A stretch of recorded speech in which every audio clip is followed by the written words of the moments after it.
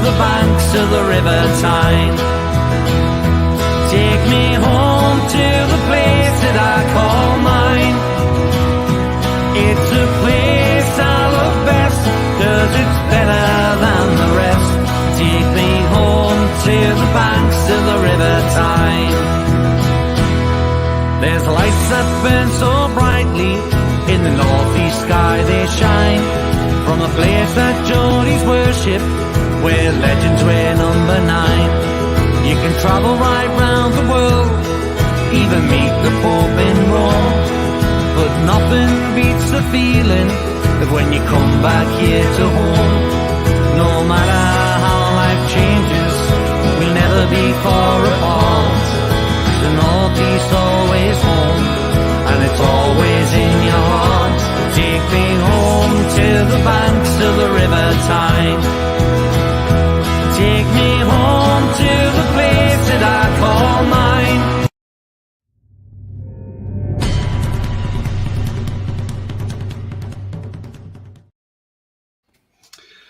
Good evening, everybody. Welcome to It's All Black and White TV. And yes, it's a return of the dynamic duo. We haven't done this for a while.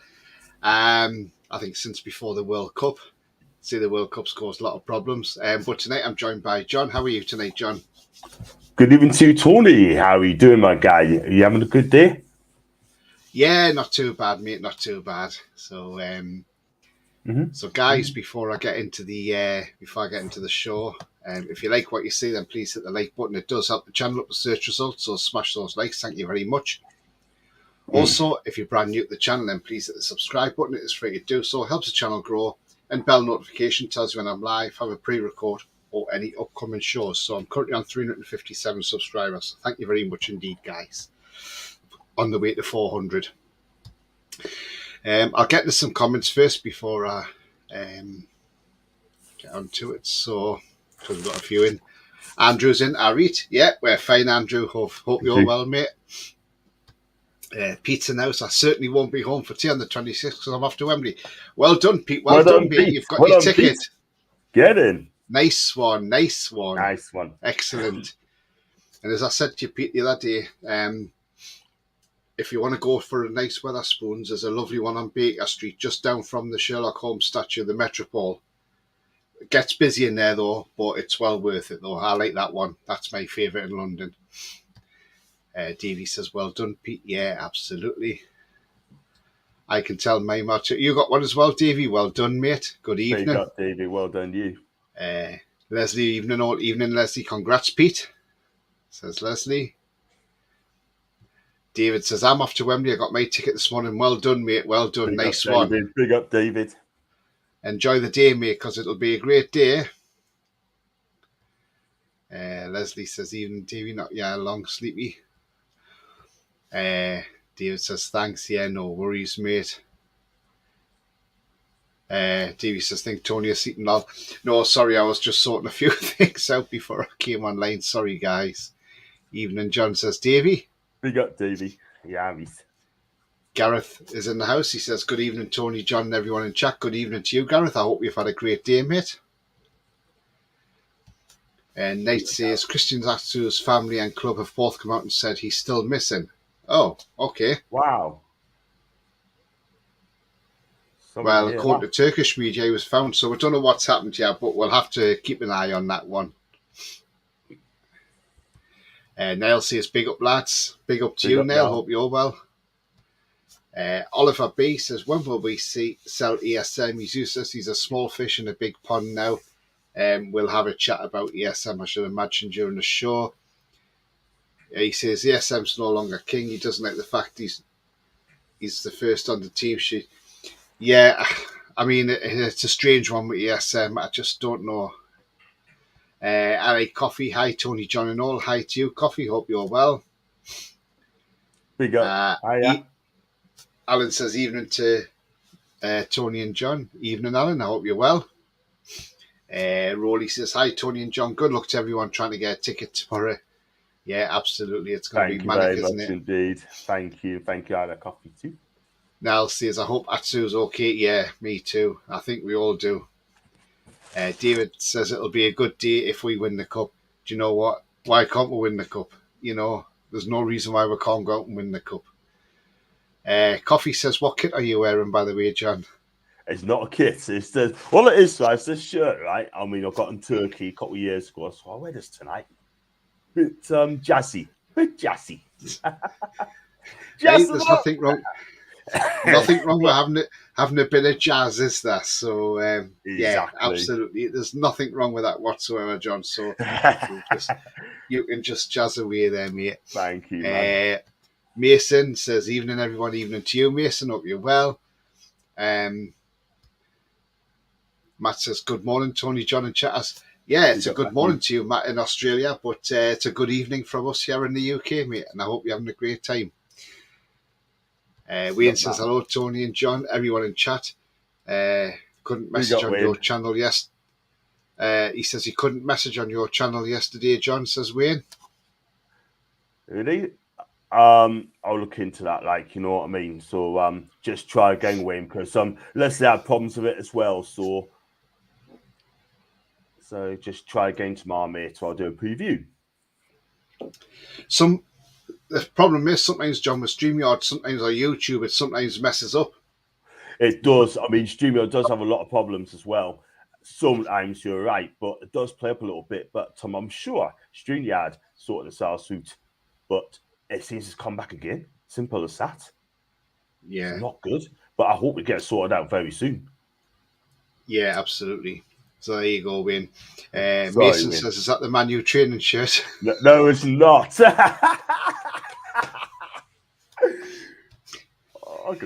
Oliver B says, fans should be celebrating we are in a cup final. Sick of the negativity about tickets. Not everyone could fit into Wembley. Yeah, we're going to talk about that as well. Knight says, Oliver, change your name, please. I feel it's false advertising. You can't be United if you're calling for the Presby, so me, I suggest disunited instead. Okay. Wow. That's Knight saying something. Kong says, did you see the Man U version of the Blade and Racers? Yes, I did. And do you know what? I was absolutely disgusted with it. Do you know what? I just thought, why? Why on earth are you coming out with something like that? It is ridiculous. One, the guy can't even sing, to be fair. And two, why try and copy a song that belongs in the Northeast and Newcastle, especially? So, it's a song local to Newcastle and to Gateshead, as Bladen is in Gateshead. But these Man United fans, this is the thing. They can't have nothing original for themselves. It's the same with our name. Newcastle United, when East and West came together, they became Newcastle United. Now, Man United used to be called Newton Heath. They then, because they couldn't be Manchester City, because obviously there was a Manchester City. So when they wanted to be called Manchester, they nicked the name United from us, and that is a true fact. They did. They nicked the name from Newcastle. So they thought, we'll use it as Manchester United. Because where is Manchester United? If Manchester was United, you wouldn't have a Manchester City, would you? Because it would be all in one. So, yeah, there you go, guys. So that's, again, Manchester can't keep anything to themselves. Ryan says, hi, Tony. ESM is miles ahead of any winger we have right now. The fact me, he has had 3 months of form and now lost it. ESM can't wait until we sign 2 inside forwards because Gordon needs more training. Yeah, I was just disappointed with ESM on Saturday. I wanted to see that ESM, that unplayable ESM, and we didn't get it on Saturday. And if he starts this Saturday, which I think he could do, because when he has played against Bournemouth, he's caused them a threat. So let's hope we see the unplayable ESM come back, because I'd love to see that. Davey says, I heard there was a version not heard or seen it. Maybe John can sing it for us. Can't sing to save your life. No way. It's a Man U connection, John, that's why. Well, let's put it this way. I looked at it today and it's absolutely, I'm sorry, but you're right, Tony. You cannot sing, out of tune, just give up. Yeah. Wayne says, no bother, but to you, John. So there you go. Leslie says, yeah, I went out and cleared my cache, then everything was sorted, so hope that helps. Yeah, sometimes you just got to clear the cache on your phone and just do it, on your go into your apps on your phone if you're using the YouTube app and just go down to clear cash, and sometimes hit force stop as well. So if you force it to stop, and then once you start it back up again, it'll probably be fine. Davey says 2 ex-Bladonians in the chat. Nice one. Nice one. Ryan says, see, Tony, any top side would have a Saint. It's only because we haven't learned to play front three and make their focal point to lead the line. So until we get the teams on the front foot, he's not there. Again, we don't know. Is he not fitting into our system for some reason? That's a thing. I don't know. The thing is, though, Tony, right? I mean, a lot of people, people on chat are saying that he's not good enough to be in a pressing side. And for me personally, right? I mean, I don't mean Rowley and Kyle came into agreement, said that it cannot be sold. We have to get rid of Jacob Murphy first, Ryan Facer, Jamal Lewis before we get rid of ASM. But ASM, right, he loves the football club, right? Okay, he did have a great game Saturday, I'm not going to lie. But at the end of the day, I said to you, we're going to analyse this game by game. Simple as that. But you cannot really sell ASM. There's just no way. Because once he gets back to fitness, I hope he'll see that Alan's a maximum that we know and truly know. I mean, the thing is, John, he might have come off that pitch on Saturday and he might have gone home and thought, do you know what? I didn't cover myself in glory today. And if I get the chance next Saturday, I'm going to go out there and I'm going to show them how good I really am. And that's what I want to see from ESM. I want to, if he's in that starting lineup on Saturday, absolutely, I want to see ESM come out with all guns blazing. That right? You thought I was crap last Saturday. Wait till you see me tonight. I'm going to be a totally different player tonight. Absolutely. And that's what I want to see on Saturday evening at 5:30 from ESM. I want to see that bit of fight and that bit of to bring into his game and then just say, right, this is it. This is me. This is how I can play. But then once you've done it, we need to see it on a consistent basis. So, John, that's the thing. Not a 1 in 10. Exactly, because what it is, Tony, we're fighting for top 4. We are fighting for top 4. I love ASM. I really do think that Reese. But the one thing I'm going to say, we cannot carry anyone at all whatsoever. Not with fighting top 4. We need everyone to be in together, sort of thing. You know what I mean? And I just hope that they get it sorted. Yeah. We just thank you to Les. Thanks, Les. Night in the game. Andrew's talking to Leslie. Andrew says, Alan says, why does Man U give us some of their tickets? And because they will not take as many to Wembley. Well, they will take a lot to Wembley because they won't afford to travel, the fans, that's for sure. They'll sell out. They'll just jump. They only have to jump on the tube and they'll be at the stadium. So the Man U fans haven't got that far to travel, have they really? Because they all live in London, most of them. And they've got, in Heathrow and Gatwick will be busy because they'll all be flying in as well. So, there'll be no Manchester will be busy because there'll be no fans coming down from Manchester. They're all come from London. That is the thing. They're a massive fan. They're a massive club, United, by the way, and they will sell out. I'm telling you, it'd be nice to take some tickets away from them, but at the end of the day, I just cannot see them passing it up at all. So they will sell out. They will. Sefton, good evening to you, Sefton. He says, evening, everyone. I'm locked and loaded listening to the show in the car driving to work. Good luck to everyone applying for tickets tomorrow. Yeah, well said, Sefton. Absolutely, thank you, Sefton. Well said. Coffee says, John sings the intros for his shows, Blade and Races and the new disco song. Coffee says, I don't think I'll sleep on Wembley Day because I'll be excited. Do you know what? That's the thing. Everybody's going to be like that, aren't they? I mean, even though I'm not going to the game because I won't get anywhere near the tickets, but I won't be going to the game. But I'll probably not sleep much on that Saturday night. That's the problem.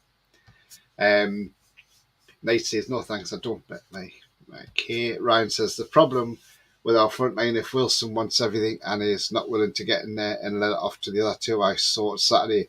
It's all Gordon looking for him, not Gordon himself. I mean, we've said Callum Wilson's been off the boil, but he took his goal really well on Saturday. And I think, in all honesty, I think once he put that ball in the back of the net, I think that sort of made him say to Eddie Howe, look, Isak will be back next Saturday, but I ain't dropping out of this team. And that's exactly what Wilson's done. And I can't see Eddie Howe dropping Wilson, to be fair. Brian says, big all. Hi, Brian. Hope you're well. Sefton says, I can't answer, but hi, all. I'm driving. Take care, Sefton. Drive safe, mate. See Sefton, mate. Leslie says, sorry, I've got to go. See you tomorrow, John. See you later, Leslie. She's off to get some sleep. Alan says, there's only one blading racist, and that's Newcastle. Absolutely. Exactly. Brian said, I'd rather see Gordon start ESM once Gordon has their full back snacked. Haha. Do you know what? That could be an interesting one. Bring Gordon on, give Gordon an hour, and then bring ESM on for a half an hour. Let's see. Ali Coffee says, as a striker, you would want everything in Wilson has shown in the World Cup. He can hold the ball up and provide assists. Yes, he can. Because he was quite unselfish, wasn't he, when he squared that ball for Grealish. Oliver says, how many games do we give ESM? 5 more. We have drawn 4 of the last 5. Get Gordon on. He will fight so much more. It's all about opinions, mate, and that's what we love about this game as well. And it's, it's great. If ESM takes all them bandages off, he might run quicker. Yeah. I mean, that's what they say about Traore, don't they? When you sign him, you've got to have a spare cupboard somewhere so you can keep all his baby oil in there. Brian says, did you see the tackles on Ashby in the training video? He was getting stuck in. I think we might just have a gem here. I haven't seen the training video, so I'm going to have a look. But if he's looking that good, then yeah, he looks a class act anyway. Coffee says it assumes how a lot of Man U fans claim they're in a trophy drought for 5 to 6 years, not realise what a trophy means much more to us. Absolutely, that's the thing. Yeah, they just want to try and get they just want to get it done. So yeah. Wayne says great news about buying Strawberry Place back. Yeah, we're going to come on to that shortly. Gareth says opposition teams know ESM's game. Yeah, that is the problem, isn't it? Brian says Mickey off for Isak. Not for any valid reason. I just think it's time Mickey impact. Do you know what? He has been off it a little bit. I mean, he's played okay, Mickey, but yeah, he's just not firing, is he? And teams know because he's got to put that ball from his right foot to his left foot. So they're putting 2 players on him now, which is stopping him. And I can see why they do it, Being found out. He is. Ryan says, Wilson 1 in 10 now, so I wouldn't play him when Saint and Isak play. That's how we should be combined attacking, playing more fluidity than Wilson's had all season. I get where you come from, Ryan, but the fact Wilson scored last week, I don't think Eddie drops him, to be fair, mate, and Isak's going to have to wait. Paul says, see the good news about Newcastle buying the land back, potential stadium expansion. Yeah, definitely. We're going to talk about that soon. ESM should be dropped after the West Ham game. He was terrible, says Paul. Yeah, he didn't have the greatest game. I'm in all agreement with you. I would leave him out to give him something to think about and start Gordon, and then give him half an hour against Bournemouth maybe. But we shall see what Eddie Howe does on Saturday, because Eddie Howe, surprise, we all think of a team that's going to happen, and then all of a sudden, bang, it's something totally different to what we think. And so we'll leave it to Eddie. Ryan says, for me, I don't hold attachments to players. They won't be here in 3 years, apart from Botman, Bruno, Isak, Gordon. As I hope he pulls it off and has the quality proven. I'm sure he will, Ryan, in time. Alan says, lads, would you play Mickey on the right wing, Gordon on the left? Do you know what I would do, Alan? I've said this for a long, long time. I want to see Mickey. I want to see Mickey on the left, because go back to his MLS days. When he played in the MLS, he played on the left, predominantly on the left, and he was devastating from the left. Under Rafa, he played on the left. For the half a season, he played under Rafa. Yes, he didn't get any goals, but he took, his work rate was there. For Paraguay, he plays on the left and comes into midfield. So this is what I know. Eddie's trying to play him as an inverted winger, but I would really love to see Almiron put on the left wing and see what he can do on the left. And it would be absolutely fantastic to see what he could do, because I'm sure like I say, I've been beating this drum for a long time. Do you agree with that, John? Yeah, 100%, 100%. I mean, Miggy's been found out on the right-hand side. Look, he had a fantastic season, but now he's dropped off the ball a little bit. I'm not going to lie, but I think Eddie needs to change it up a bit. Play Miggy on the left, perhaps, and play Gordon on the right. Hopefully find a place at ASM, of course, but at the end of the day, you've got to find a place what's going to happy because he's left-footed. Then hopefully he could do well on the left-hand side, you know what I mean? But Gordon will have to play. He has to come in. ASM, you've got to find a place for him as well. And, yeah, I think Eddie's got something to think about there. He needs to change it up, but on ASM's comments there as well, everyone's has a bad day. Yes, but at the end of the day, right? I mean, they all top players have bad days, but we just got to analyze ASM on game basis. Like, he wasn't good Saturday. Yes, I know he didn't get game time, his chance to prove himself, and he didn't have a great game, but I wanted to do well. I wanted him to come back to his best. Yeah, absolutely. And Davey set the nail on the head, saying everybody can have a bad day at work. Let's hope that was the SM's last. Let's hope so, Davey. Yeah, absolutely. Ian says, hi guys. Hi Ian, hope you're well. He says, can't wait for the 26th of February. Both my teams in cup finals. I also support Celtic. Well, there you go, Ian. You're in good company because John's the same as you, mate, a Celtic fan. I am. And Andy Postinoglu will not be going to Leeds, by the way. He stays there. He stays there Celtic. I like the fan cam idea. I'll be there, says Brian.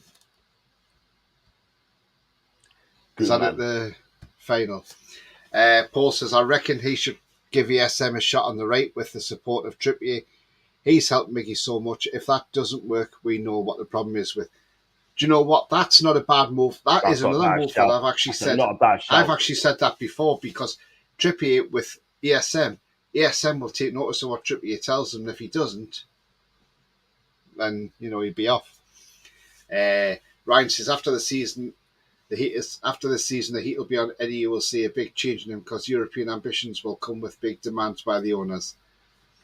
Again, yeah, there's going to be, whether we finish in the Champions League or the Europa Conference League. I think Eddie Howe's well aware there's going to be pressure after that. And he's the man to show the owners he can do it, and I'm sure he can. And I have every faith in him. Absolutely. And the thing is, right, I mean, he's got to be given a chance to see what he does in Europe. You know what I mean? And I just hope he does really well.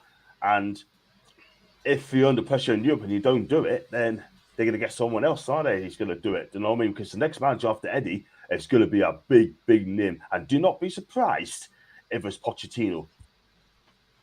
Do not be surprised because this is going to be linked. But Eddie Howe's our guy. Yeah. And he's a manager, sort of, to a new manager. But they got ambitions. They've always got ambitions. Very ambitious. They want the best for the club.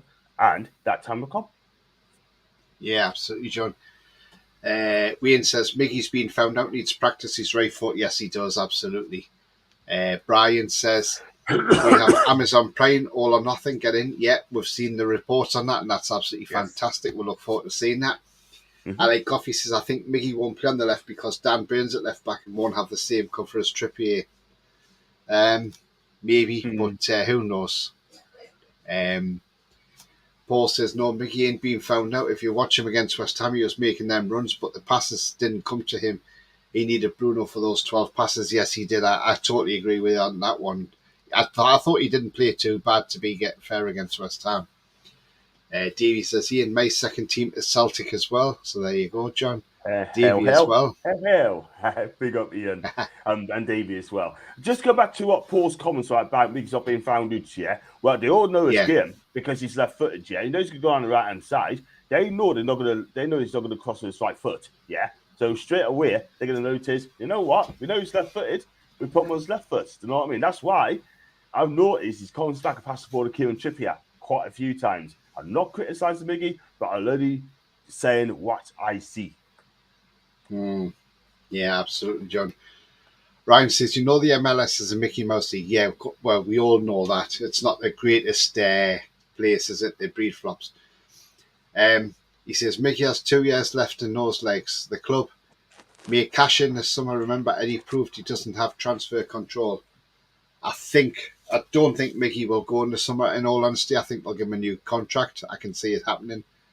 I mean, yes, we know the MLS isn't the greatest league in the world, but you know,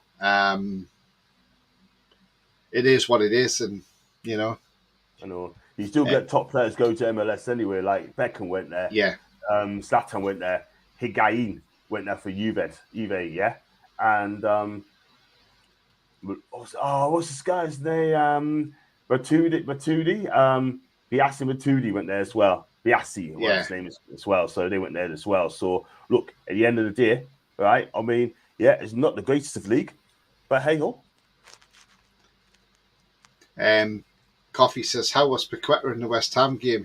Was he worth the hype?" He had a good game, by the way. He did. Yeah. Paul says he's had a poor season, Paqueta. I think he's starting to get into the Premier League now. Paul says ESM didn't listen to what Trippier said after the City game. Okay, that answers that question. Wayne says, great players bounce back. Let's hope ESM can. Yeah, absolutely. Ian says, Angie, staying put John with Celtic better. Haha, Leeds still got a lot to do at the club. Yeah, absolutely. They tried to get down the quarter and so for West Brom. He wanted a lot. He signed a new deal. He has. He wanted, they offered an 18-month deal, and he said to Leeds he wanted a longer deal. That's why he signed a new 4-year deal with West Brom. And you know what? He is doing a cracking job with them, by the way, in such a short space of time. Big up to Carlos, by the way. Yeah. Brian says, after already you're talking 5+ years, I hope anyway. Yeah, absolutely. Foxy says, who assisted Willock for the disallowed goal on Saturday on his right foot? Miggy did. Miggy, of course. But I'm not criticising Miggy. I'm not having a go at him yet. No. All I'm saying is, right, teams might have worked him out because they know he hasn't got a right foot. He had a cracking season, by the way, but I think for me, I think he should play on the left-hand side and see how he does there. And that's no disrespect, but that's not criticism. Just saying what's best for him. Yeah. Paul says ESM should keep his head down, work on his game instead of giving the talk on his socials. He's really literally creating his own pressure. I see where you come from on that one, Paul. Yeah. Maybe he should do. Foxy says, who assisted Longstaff's second goal in the second leg of the semi? Who assisted Joe Linton, the awful sitter he missed first leg versus Saints? Who assisted Joe Linton for the goal versus Leicester? Yeah, Miggy. Absolutely. Yeah. I'm not on about getting rid of Miggy. I would put Miggy on the left. I just want to see him played on the left. Paul says, how does have control and transfers? It was him who wanted Gordon. Yeah, absolutely. Brad. Hi, Brad. Hope you're well, mate. He says, even Brad, I think Miggy not using his right foot slows down a lot of our moves and he can't put in the first time cross on the right. Yeah, exactly, Brad. And that's why I want to see Miggy on the left, because I think you'd swing some great crosses in with his left foot. I think it's time Eddie just give him that license to unleash him on the left and see what he can do. We know Eddie Howe loves stats and things like that, and he has all his stat guys. So why isn't anybody from his stat guys saying, Eddie, look on the left, look when he played in MLS, look when he plays for Paraguay. He plays on the left and comes in, so let's hope. Paul Gallant says, very good evening. Very good evening to you, Paul. I hope you're well, mate. Big up, Paul, mate. Big up. Brian says, the club's new motto is to bring in young. They will sell players of a certain age to get a max profit to cover FFP. It's progression of football. We need to do balance the books. We can't just spend. No, we can't just spend. And our owners aren't just spending. They are doing it the correct way. And we just wait. We just let the owners. The only problem is, if you get rid of some of these players that we don't want at the club are hard, because nobody wants to buy them. Let's be real. Jamal Lascelles, Ryan Fraser, Jacob Murphy. Why? Because they're on big money on long contracts. They do not want to buy these players. So, it's a progression, and we're going to have to just accept how it is at the moment. But we will get rid of these players eventually. There's a couple of players out of contract in the summer. Dominic's out of contract in the summer. I'm sure Richie's out of contract as well. I think Keith Mantuno could Gillespie. be on his way. Sorry, Mark Gillespie. Mark Gillespie, sorry. Mark Gillespie, you know, there's about 5 or 6 who are out of contract. Matty Longstaff. Yep. We need to improve these people too because our bench is weak in a minute, apart from Gordon, ASM. You know what I mean? Our bench needs to be strong. And that's what we need. Because at the minute, our bench is not strong enough. Alan says Matt Targett's still injured. He's running at the moment as far as we know. He's back training, but we don't know how far he is away from a return. Davey says Paqueta's been moved to a new position. Yeah, he has, hasn't he? Did Miggy play for Atlanta, yeah. Atlanta United in America, yeah. That's who he played for with Darren Eales, who's at the club now. Thinking about we won't get F all for Murphy, Fraser and Co. They have no form to make money. You're right. We'll probably get next to nothing for them.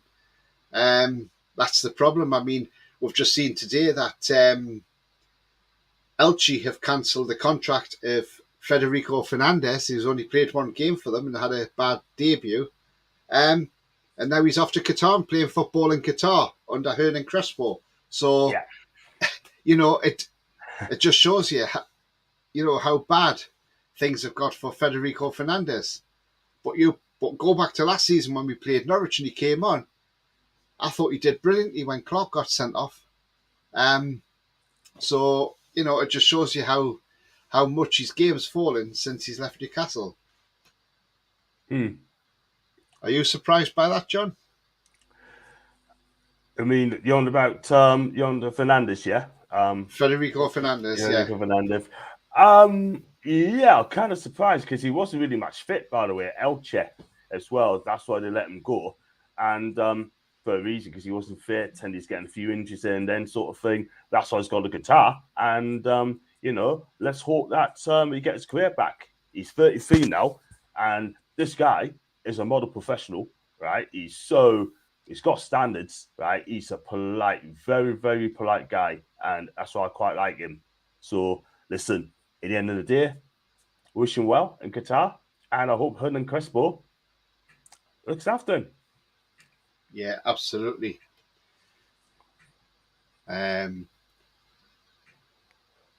Oliver says, I'd play Murphy ahead at ESM. Fair enough. I think Murphy's done all right as a sub. Joe Linton says, start Maxi or on right and Isak on the left and Wilson in the middle. That would work, yeah. Why not? To do that, to play Maxi on the right, you've got to play 4-2-3-1, Tony. And I don't think anyone do that as yet. No. Paul says, were you at the West Ham game, Tony? Unfortunately, I wasn't, Paul. No. Because of Sky, because they put these stupid kickoff times on, there's no way I would get a train back home. That's the problem. So, yeah. These TVs don't realise what it does to fans. Brian says, what's socials like? Not on Twitter. I'm not sure what Maxi said. It's on Instagram, I think. He speaks a lot of Brian. Foxy says, why doesn't Joe Linton never put a cross him with his left foot, playing on his left? Why does Willock come back inside on his right foot when wide out left?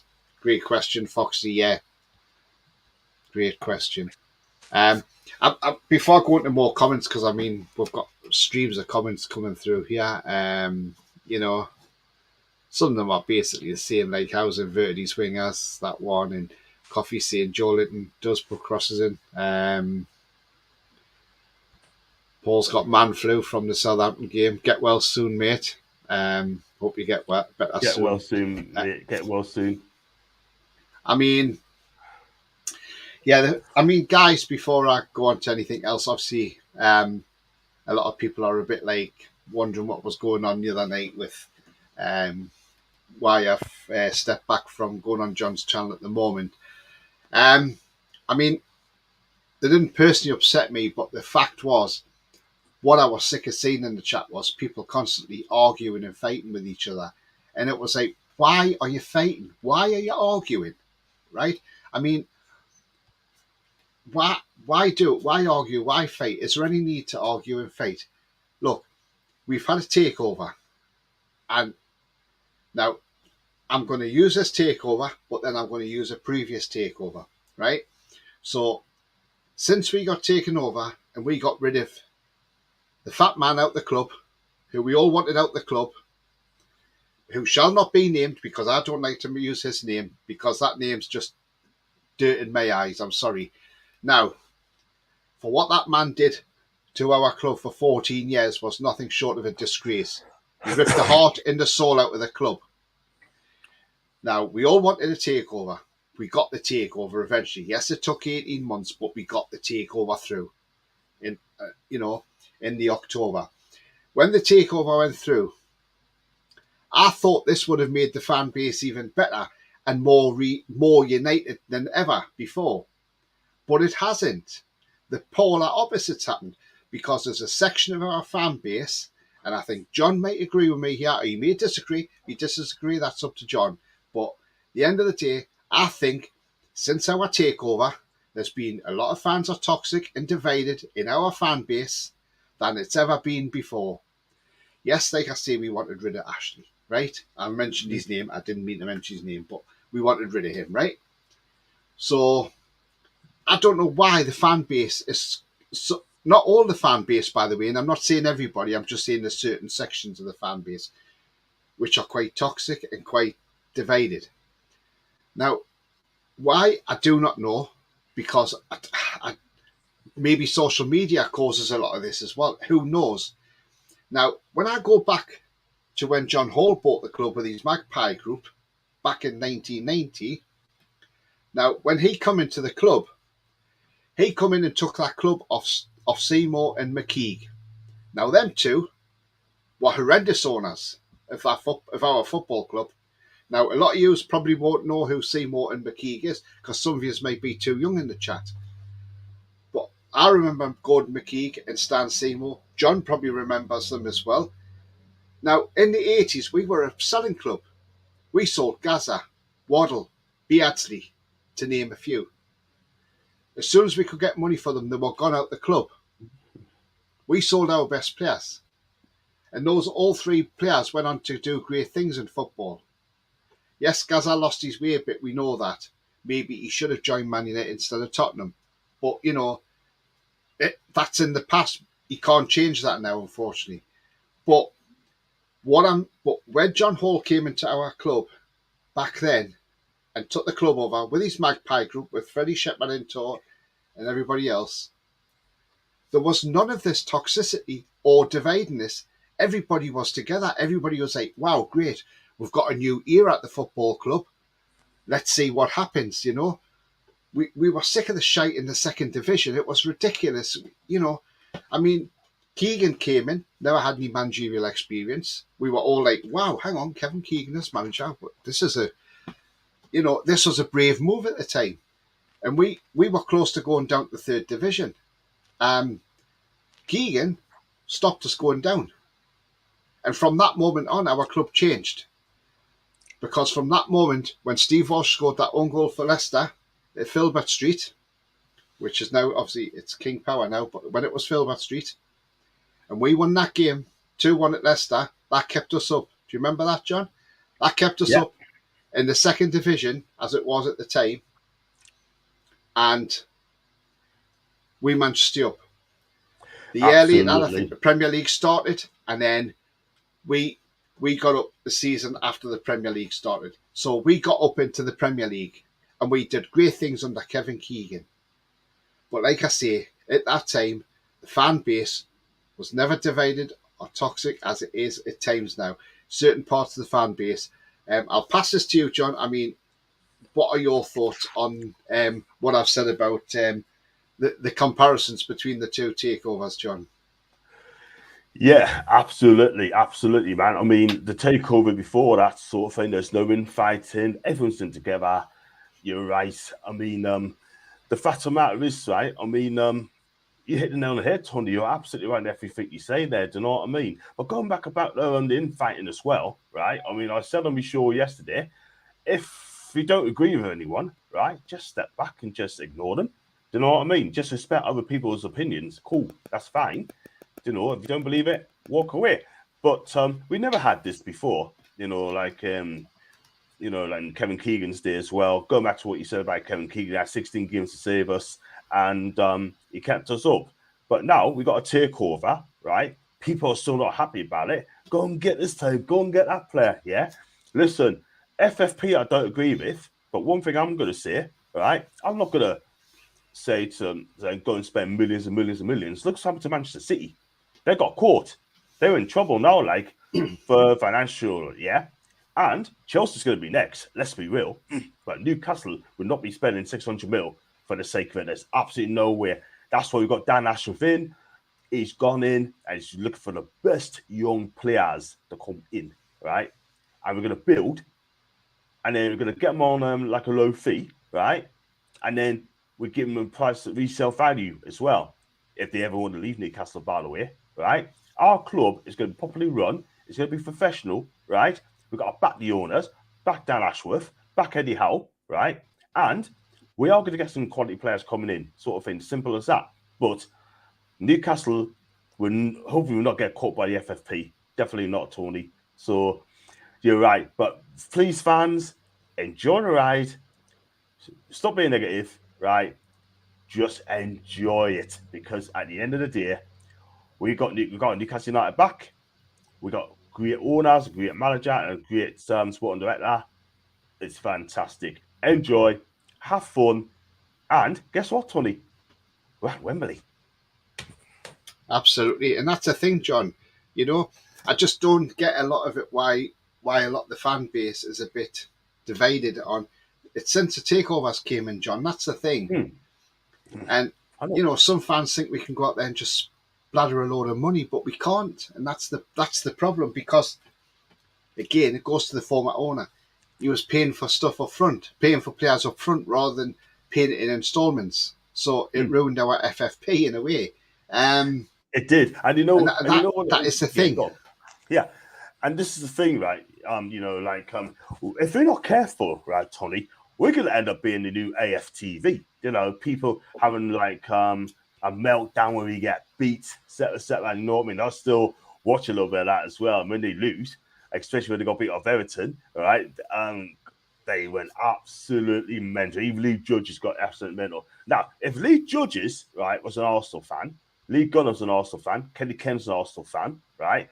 Or Cecil G or Stritchko's a Newcastle fan, right? And they speak the truth, right? But our fan base won't like their opinion. It's something like they speak the truth, yeah? And even Jez as well. But when we speak the truth, right, people just don't like it. When we say something about ASM, right, when we talk about players who have poor games, right, we talk about it. We say how it is, yeah? And if we play poor, I say we play poor. If we play well, we play well. If the players play well, we praise them. If they don't, we're going to have to talk about it. Simple as that. Do you know what I mean? We've got to be real. We've got to be real, and we've got to say how it is. Do you know what I mean? Again, if they want to agree with our opinions, cool. If they don't, then they know what Sakawati. Simple as that. We want to be real. Yeah. Brian said, yeah, man, you can't leave John short, Tony. You'll get too. Some people don't want to be happy. He's going I'm not nowhere. off John's completely. Yeah. I was going to because during the show, I did say to John backstage that during the show, the way the fighting was going on, I was actually just going to leave the studio, come out of it, and just DM John and say, look, sorry, John, I've had to come off. There's too much infighting going on. How can you get past all that? And even John said himself, he felt like turning the live stream off and saying, you know, that's it for tonight and gone, without warning. But you know, it didn't affect me as such, like upset me. But I was just thinking, you know, why are we being so volatile to each other? Why can't we just all be happy? I know people are not. You know, we're not perfect. None of us are perfect. Because if we were all, yes, it would be an ideal world if we were all perfect, but it's not an ideal world, so we're not all perfect. But I just want to say, you know, we're on this ride. We've got great owners in the club, the best owners we've had for a long time. They want to do everything for this club. They are trying everything they can to do for this club. But it's when you get fans who are fighting each other and you think, why are you arguing and fighting with each other? Exactly. If somebody's got an opinion, okay, they've got an opinion, you might think, oh, I don't really like that opinion. But the best thing to do is not bite back at them, because if you bite back at them, it then escalates. And then when it starts escalates into something big time, that blows up big time.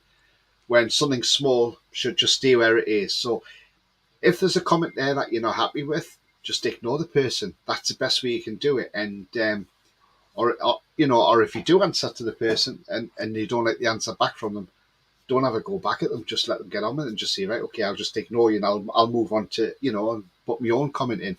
So, but that's the sort of thing. That's why I sort of came off from the other night. It's not a long-term thing. It's just a short-term thing. But I was more meaning to do it as like for the people in the chat as well, and maybe it might give them a bit of a wake-up call to say, look, sort of thing, look, hang on a minute, maybe we shouldn't go on too much like this.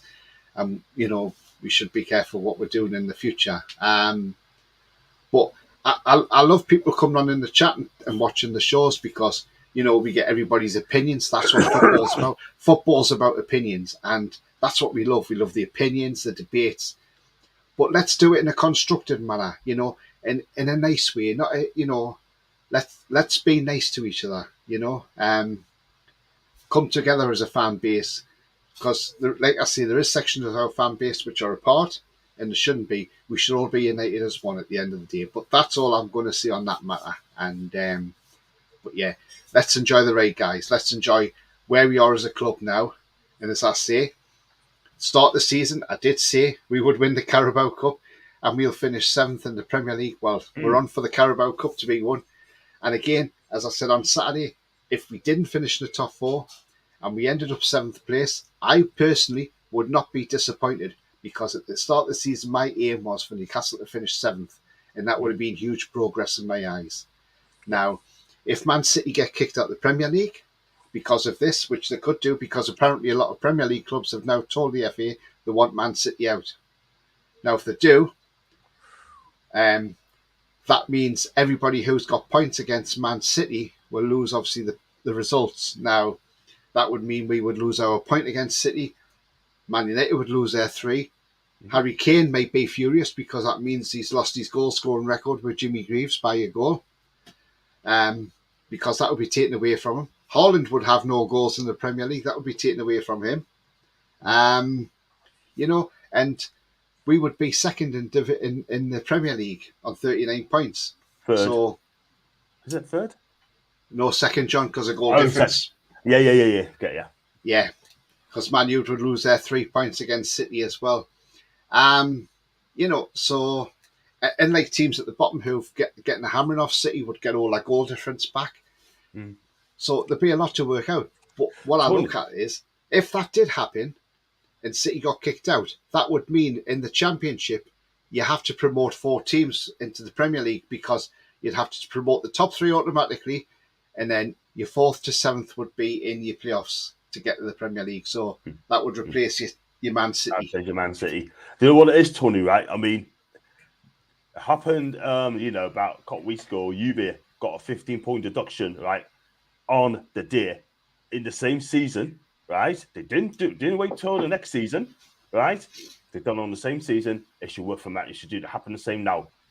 If you're going to get points deducted, do it now, because at the end of the day, they got caught, they done wrong, and they're quick to ban players, right? But why can you not do an investigation now? Simple. Get them kicked out if that's the case. I mean, that's the thing. I mean, we need to act on this. I mean, if this has gone on since whenever, this has been a 4-year investigation, and that's why they've suddenly come out. But Man City have been told there's no appeal to this either. So, if, like Simon Jordan says, and I know the guy is a bit of a muppet, and, some of us don't really like Simon Jordan, but he does talk some sense. And he did say, if Man City are convicted of more than half of these charges, there's no excuse for them not to be kicked out of the Premier League. He says they have to be kicked out. Simple as. He says they cannot stay in the Premier League. And do you know what? He's absolutely spot on saying that, I think. Yeah, absolutely. I had a Man City fan at a group who was saying, "No, you really like that, don't you, John? He's a good guy, but at the end of the day, right? He also sent a tweet and said that I told you, buddy, Newcastle, it's all about blood money, not blood money, like oil money, etc., that sort of thing." But I couldn't reply back to him. Just said, "Look, construct your own side. You got problems. We haven't." Do you know what I mean? So, yeah. Alan says, we're all one fan base, Newcastle United. Absolutely. Exactly. Brian says, we've always had the a-holes, mate. He says, I remember when I was in my early 20s, some chased Middlesbrough fans out of the town, disgusting. Yeah, we have. Yeah, we've had them. But as I say, back then, it was never as divided as it was now. And that's the sad part about it. And that's what really is sad. That now we've got these rich owners in the club, and some fans are clearly not happy. And some fans want us to go out there and spend 100 million on a player, but that's not going to happen yet, guys, because we can't. We're not in that position yet to do that. But we will be one day, but we're just not there yet, and that's the thing. If that's true, Ryan, I find it baffling. Coach manager doesn't get it, seeing who he gets in his squad. Paul says, so who picked up the players before Ashworth came in? Yeah, it was Eddie Howe, wasn't it? Because he had the... I'm off to watch Leeds pump the Fake United. Says Paul, enjoy it. Davies, I believe Eddie tells Ashworth which players he wants and Dan goes out. Dan worked with Eddie at Bournemouth. Leeds a goal up, by the way, Pat. Leeds a goal up. Leeds winning 1-0. I'm not surprised, John. Do you know what I said? Yeah. I said I said to you on Monday, I said this will be bad news for Man United, Leeds sacking their manager.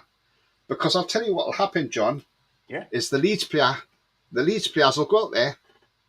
If they win that game tonight, that'll send a message to the owners of Leeds United that, hang on a minute, these players didn't like Jesse Marsh's tactics, and that's why they weren't playing for him. Now, they've gone out there and smashed them. If the owner of the club says to the Leeds players, why have you gone out there and beat Man United tonight, and why are you playing so well? They might turn around and say, well, the reason is Jesse Marsh, because we didn't want him at the club. Yeah. And we didn't like his tactics. Because that's what happens, John. You get that in clubs where they don't want to play for the manager because the manager's lost it and that's it. Exactly. So, totally agree.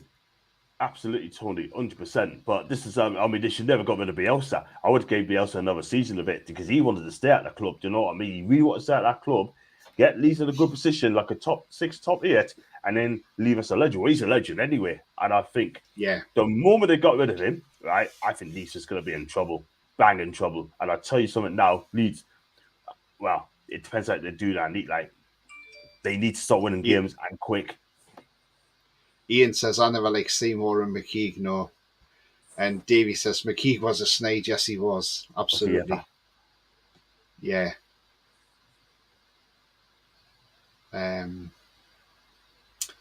St James's Park is a muddle because we can't go much bigger and we can't turn the stadium around either. At some point, it will be a new stadium, says Ryan. Do you know what it is, Willie? I'm sure we've got the best people on the job looking at it. All I'm saying is, right, I've got to say this now, right, but we have to, if you're going to get a new stadium, we have to move the times, guys, because at the end of the day, if you don't, the times will go without you. You know what I mean? Look at it. Arsenal got a new stadium. Spurs got a new stadium. Man City's got a new move to the Etihad as well. Do you know what I mean? But if that means having to move to this new stadium and build one, which I truly believe they will eventually, then that's it. After a new stadium, it's a shame. But where are they going to play to? It can't be that far away from St James's Park. It can't be far away. Where else can they play at? Where can they go? Yeah. Well, that's the thing, John, because apparently the arena's already been sold for housing, hasn't it? So, yeah. Foxy says, what day was he arguing on John's show? Yes, it was on John's channel, Foxy, on Monday. So, Monday's show, mate, if you want to give it a watch and later on and have a look through. But even John was telling them to stop fighting in the chat. There was people getting blocked left, right and centre by mods and, and We just don't know what was going on. It was just absolutely ridiculous in the chat. It really was. Paul says, spot on, Tony. Wow, thanks very much, Paul. Yeah, it was just... Harry says, who's going to Wembley? Well, I'm not Harry. John's hoping to tomorrow, if he can get a ticket. Pete Padlock's definitely going to Wembley. He's already said that in the chat tonight. And so has a few people as well. So, yeah. Do you think people would buy tickets outside the stadiums, Tony? I know I've got to be careful what I say. Do you think they buy tickets like some corporates might get tickets from corporates and they won't be able to go?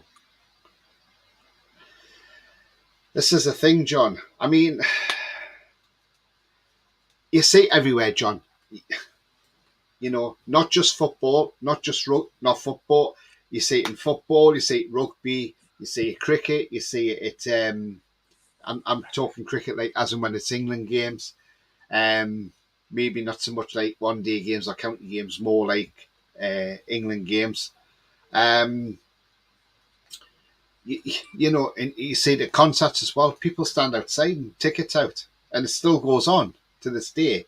They do. So it wouldn't surprise me if somebody's at Wembley and saying, "Oh, do you want a ticket for the game?" You know, it cost me 70 quid saying, but I won 140 quid.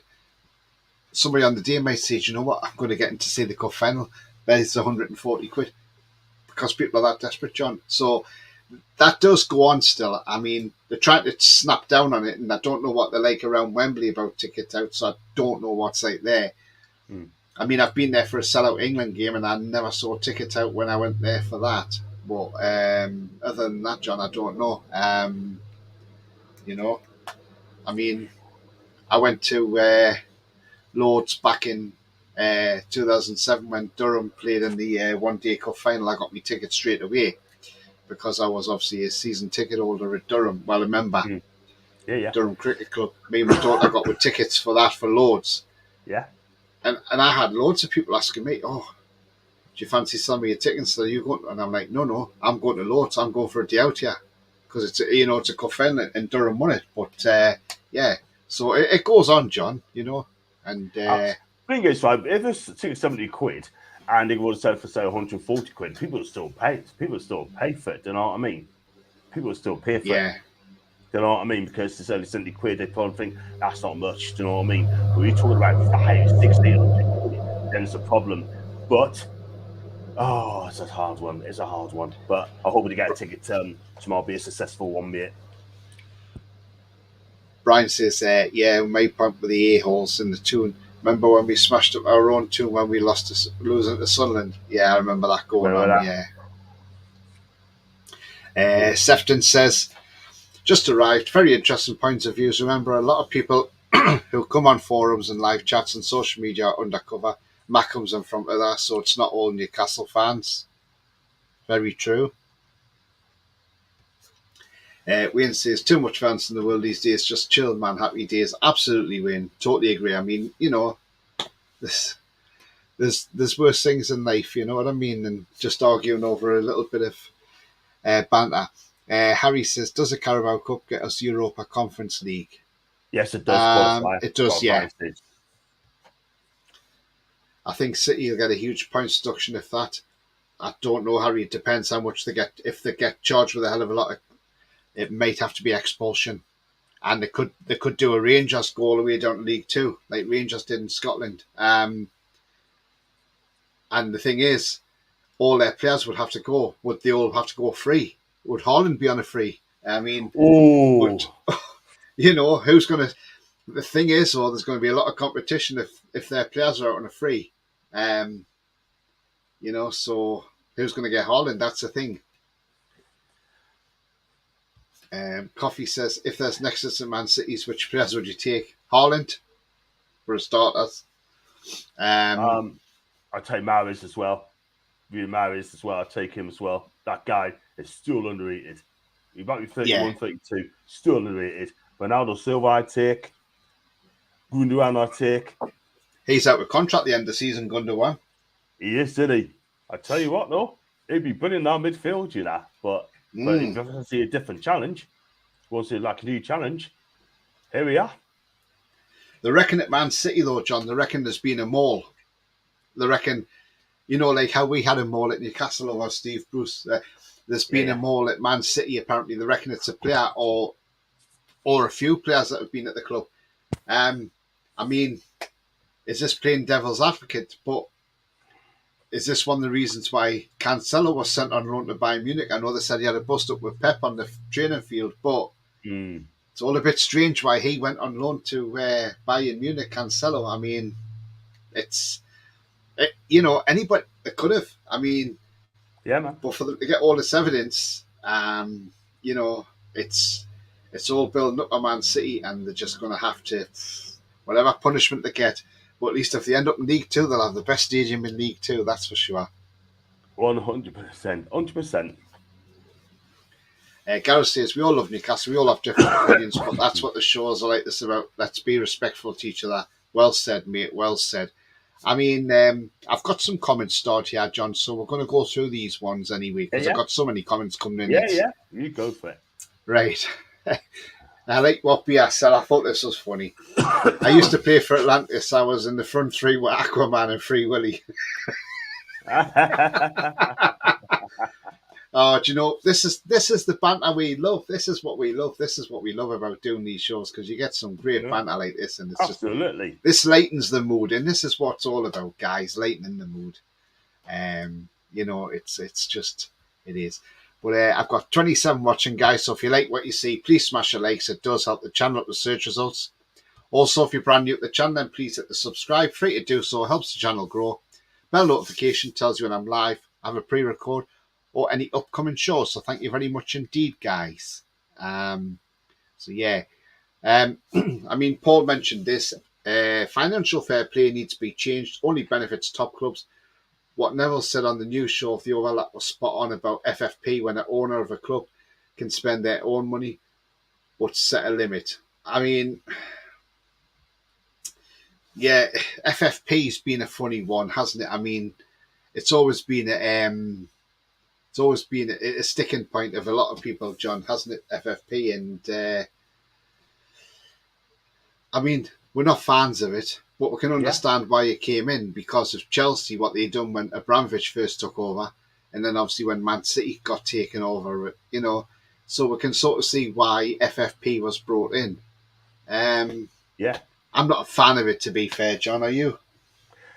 To be honest with you, I'm not really, but there's a reason why it's there. If they want it to be happening like that, but it just stops people from spending too much money, and that is what it is. You know what I mean? In order to be fair, you can only spend what you earn. You can only spend what you make, right? And that is it. Well, that's how it's supposed to be. But look, at the end of the day, I'm not going to lie. I mean, look at Chelsea spending 600 mil, like it's going out of flipping fashion, by the way. Do you know what I mean? But look, I think it's there for a reason. But we got caught as well, Tony. We've got to abide with the FFP rules as well. We can't spend over, 500 mil? Even Everton spent that money. Yeah. And they haven't got caught either. Well, they did. They got charged for it, but I don't know what's going to happen to that. But look, at the end of the day, we just got to do what's right for the club. Just carry what we're doing. Don't spend too much, and you won't get caught. But this FFP, I just don't get it, to be there, Tony. I really don't get it at all. I really don't. They need to expend a bit more on that. Yeah. I mean, obviously, this news today, John, which I've just shared on screen now. And that was from Craig Hope this morning. Exclusive: Newcastle United buy back Strawberry Place land in major breakthrough for long-term plans to expand St James's Park. I mean, we've bought all that land back in that red circle. Behind the galleries. Actually sold on. Yeah, what he sold on, the fat man sold. Obviously, it's come back to us now. Apparently, the Labour MP, Chi Onuora, however you pronounce her surname, I do apologise if I pronounced it wrong. Obviously, she was behind all this as well. She didn't want the funding going to the Strawberry Place development. And I think it's great news that the owners have bought that back, and It's one of those, and like I've seen people say, well, we can't build the east stand higher because it'll darken the houses behind the listed buildings. There's not enough natural light to get to them. Well, there's a way of getting around that, because what you do is when you build that stand, you build it full of grass, so the light gets through. So that in a way, that light then does shine onto those houses, and they do still get the natural light coming through. So there is ways around that, I would suppose. Yeah. But I mean, John, what's your thoughts on Strawberry Place comeback? I mean, you know, it's obviously it's great news, you know, for the club involved. And like Ian says, that's why I was going to coincide with his comment. Do you think they'll put a new stand on the Gallowgate now we got Strawberry Place back? I mean, what's your thoughts on this today, John, this news? First of all, I think that's absolutely fantastic news. I think they've got the land back. This is why we've got fantastic owners, the best in the world, in my opinion. And it's great. I mean, you can do things to it now. I mean, you could extend a new stand there behind the Gallowgate. You can make a fan club, as fan park as well. It needs to be, which I think is a good idea. And actually, you can extend. You just mentioned about the East Stand as well. They can actually extend it. There's ways of doing it, I hope. Do you know what I mean? But yeah, do you know what I mean? But if they can get the Gallowgate a bit bigger, sort of thing, behind that goal, it's going to take a couple of years to get that right. Do you know? But the traffic's going to be so chaos as well to the way they do it. Do you know what I mean? But if they can get that done quickly and get the infrastructure right, our stage is going to be absolutely amazing. It's going to be absolutely superb. Do you know what I mean? But they have to get planning permission first to do that. If they don't, then a lot of people say it's going to be a new stadium. And again, where's that going to tap place? Could it have been close to the arena? Could it be there? Where can we put it? Because you don't want to have it a couple miles away. See, because what I was saying, John, was about obviously if they knocked the whole stadium down and rebuilt it. Now, in the World Cup, they had these, I think it was Stadium 974, was a temporary stadium made out of containers. Now, shipping containers. Now, if the land the arena hadn't been sold on, when it does eventually close down, you could have got one of those temporary stadiums, put it on there. We could have played there until St James's was revamped. Yeah, that's a fair like shot. Tottenham, when White Hart Lane was demolished and rebuilt, they were able to go and use Wembley Stadium. But unfortunately, we can't go and use the stadium at Plate because it don't hold enough fans. And the Riverside's too far forward as well. And again, it doesn't hold enough fans. That's the thing. Mind saying that if we were at the stadium at Plate, at least they would see a full stadium every time we were there, because at the moment they just see empty seats, don't they? So, you know,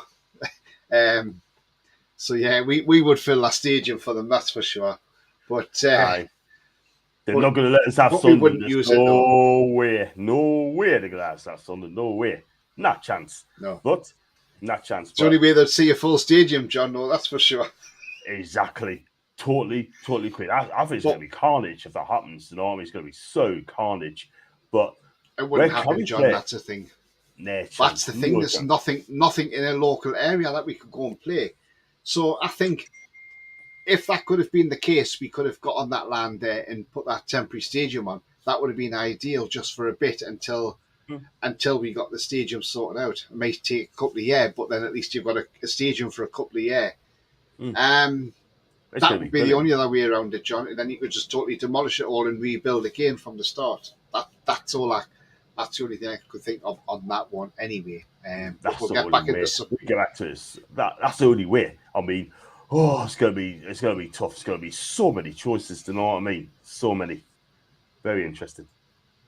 Yeah. Oh man.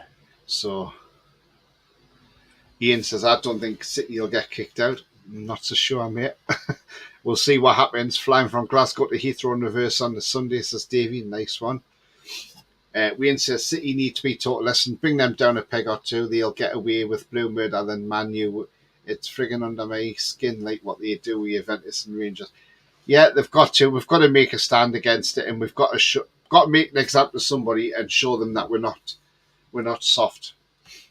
Harry says if City get kicked out of the league, they'll have to start the game from non-league level. Yeah, possibly. Yeah, absolutely. Possibly. Well said. Sefton says, since our website started, I've banned lots of other fan groups posting on our forum. Well done, Sefton, for your great work, mate. Well done, mate. Paul says, need to be careful trying to kick City out of the league, as the EFL don't have to take them into their leagues. It's true. That's absolutely true. Mason says he's going as well. So obviously Mason's got a ticket for Wembley. Well done, Mason. Big up, Mason. Well done, you. Oliver says Sinclair and the Man U end at Wembley. That's never going to happen. And that is never, ever, ever, ever going to happen, guys. No way. Foxy says some results in the FIFA World Club Cup. Al Ahly beat Seattle Sounders and Al Hilal beat Flamengo 3-2 with 2 penalties. Wow. That is shocks. Ryan says, for me, when the final whistle comes around, I'm going to be there, but mine is for commercial tickets as part of work perks, but I think we need to improve to win that final. It's not given Bruno is needed. I mean, Bruno will be back for the final. That's a thing, Ryan.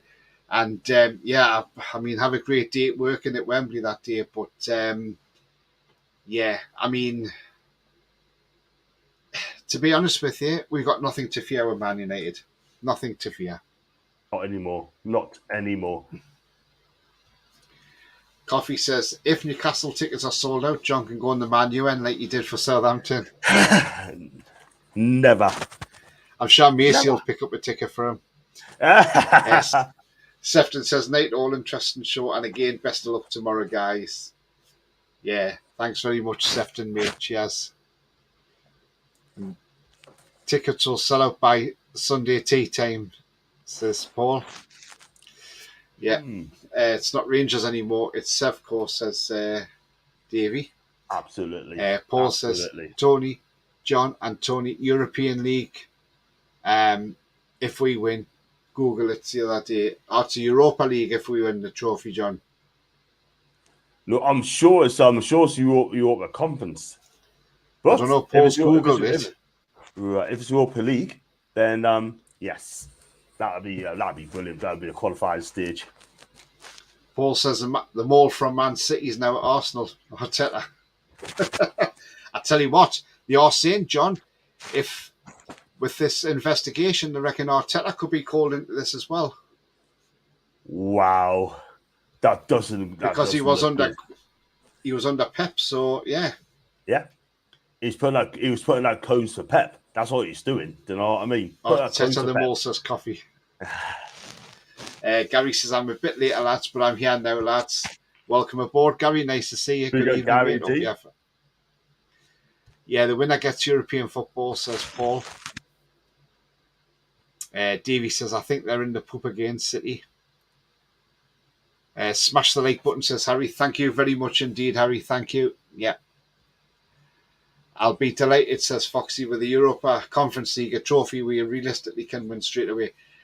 Do you know what it is, Foxy? That is what I said at the start of the season before a ball was kicked. Let's win the Carabao Cup. Let's finish 7th. Let's get the semi-finals of the FA Cup. We didn't get that far in the FA Cup, but we've got into the final of the Carabao Cup. We've got a great chance of getting our first silverware since 1969. Our first major silverware, by the way, because the Intertoto Cup, you don't really class that as a major trophy. Yeah. Do you know what? Even if we did finish 7th, Foxy, I wouldn't be disappointed because having the cup's more important. Ryan says, do you believe City down if they won't be done for this year? The Lions will have the Prem on toast. Plus, it's going to take an independent evaluator, so Prem won't make a decision. Thing is, Ryan, they've got no rights to an appeal, and if they're guilty of all these charges, this has been a long investigation. It's took 4 years. So there's no way the Premier League's just going to make it up like that, are they?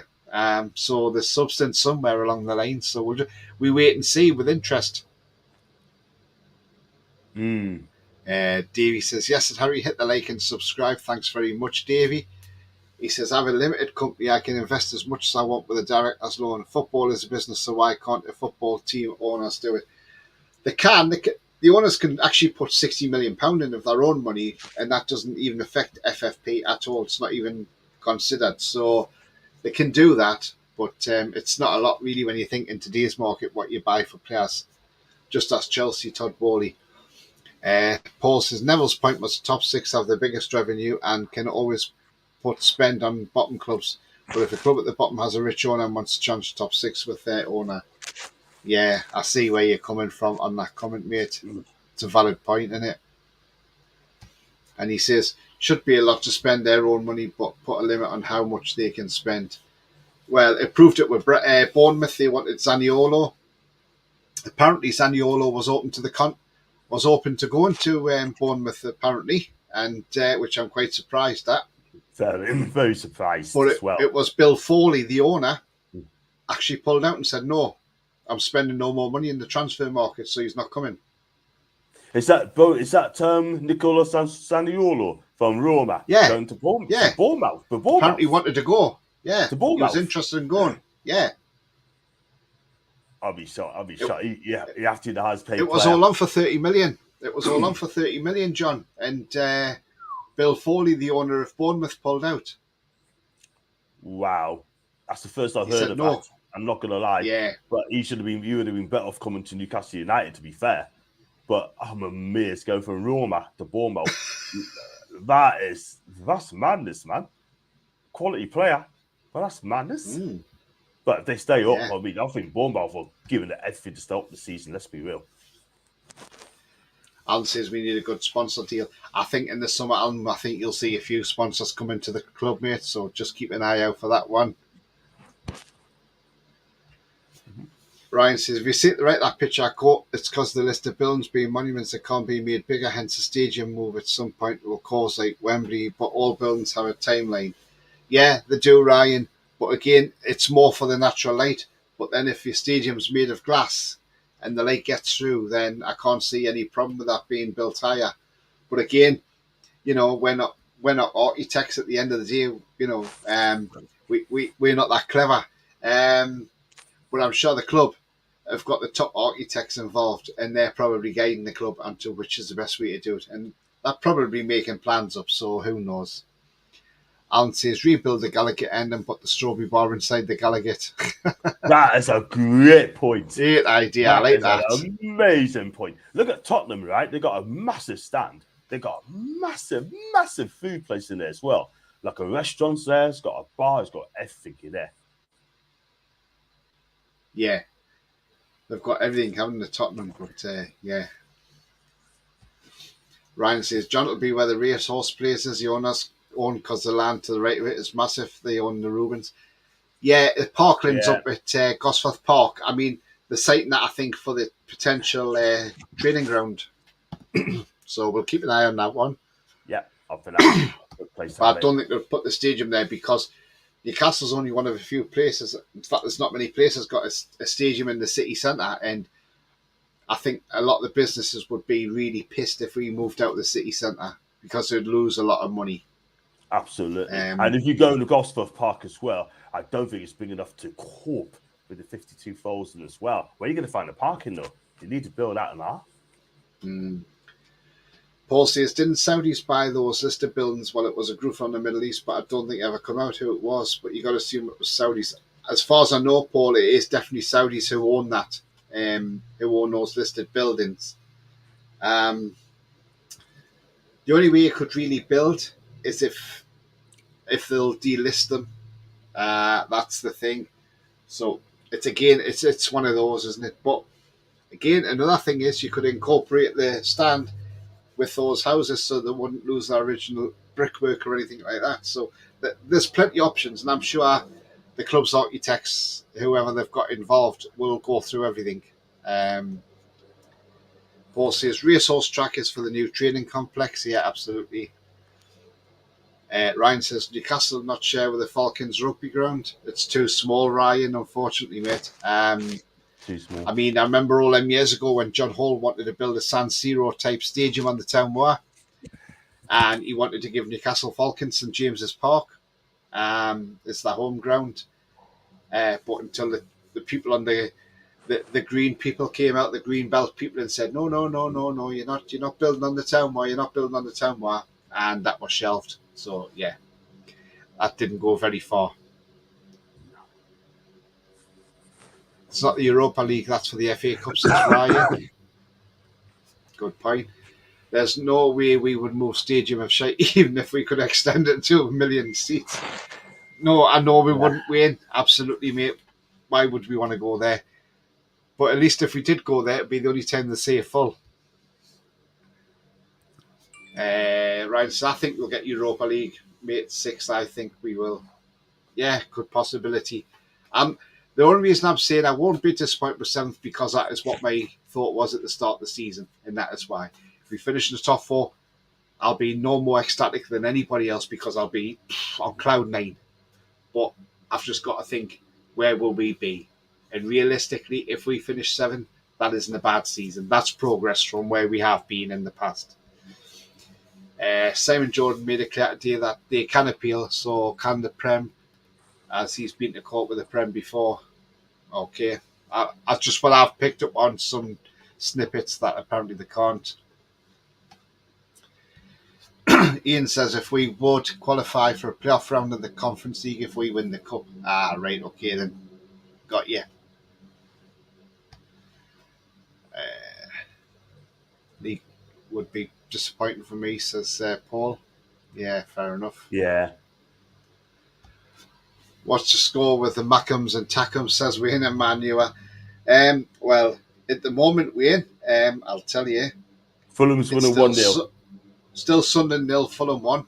Harry Wilson after 8 minutes. It's still Manua, as you put it, Manua 0. Leeds United 1. And what a player that John keeps raving on about. And that is Wilfred Gnonto in the first minute. Wow. Because you keep saying he's a good player, John. He is. He's only a young lad, and I tell you, he'll just get better and better. I like him, so direct. I like that Sinisteria as well, by the way. Foxy would be happy to him to hear say that, but he's a cracking player. Davey says, agree with the loan, Tony, so maybe should be argued to increase owner loans now as most owners are billionaires in the Premier League. Absolutely, Davey. Yeah, definitely, mate. Let's get Jude Bellingham and Maddison in the summer, says Alan. Do you know what? That would be great, Alan. But let's see where we finish at the end of the season first before we look at Jude Bellingham.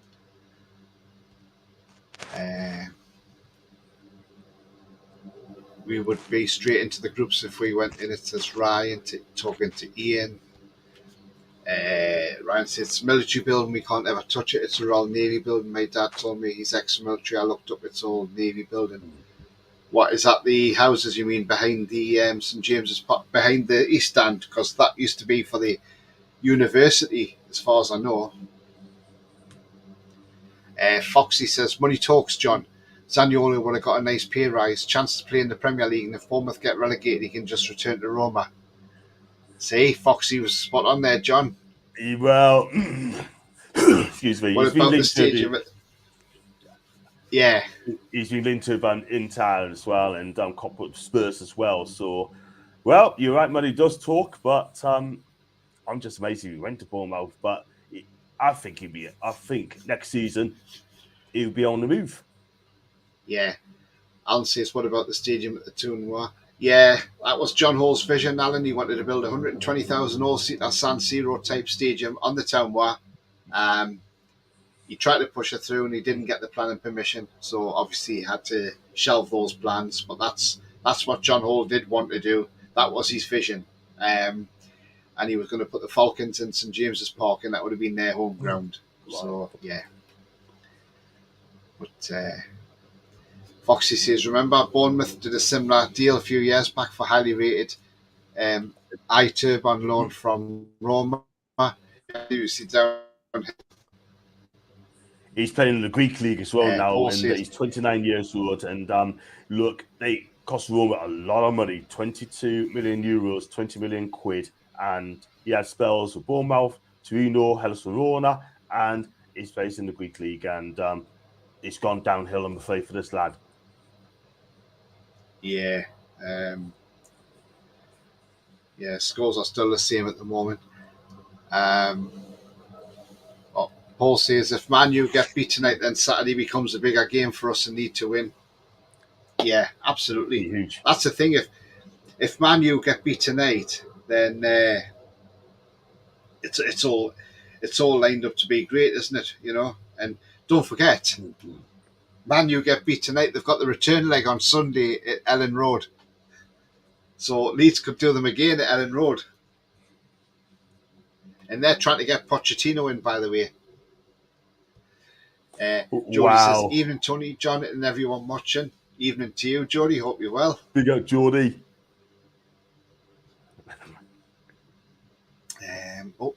Just scroll past some here. Jody says, Champions League opens more doors for the club. Yes, it does, absolutely, mate. And it brings better revenue into the club as well. That's where we all would like to finish, but obviously we've got to keep things real as well. If we do finish 7th, let's not be too despondent or disappointed, you see, because we're still in European football at the end of the day. But yeah, so Foxy says, Sinisterra got injured today again, sadly, so Somerville came on for him. Oh, man. He's so unlucky, that guy, with injuries, you know what I mean? But when he's fully fit, this guy is absolutely fantastic.